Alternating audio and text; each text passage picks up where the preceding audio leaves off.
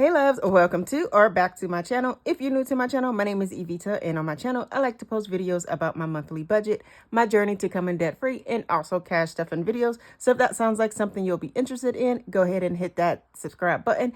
If you find yourself enjoying today's video, then go ahead and give it a thumbs up. In today's video, I am just going to be checking in with my monthly budget for October. So far my first paycheck was $16.38. And of course, my rollover was $75. Next, so far, I have, of course, paid my rent. Electric bill isn't due yet. Car insurance is not due yet. Internet has come out, $99. Car wash already came, $35.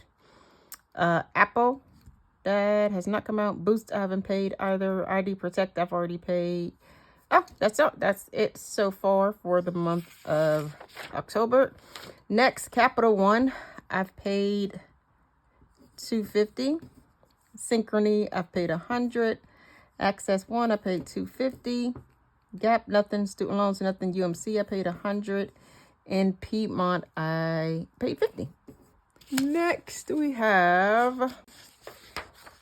Oh, I haven't put. Nope, I lied. I put $100 into my student loans.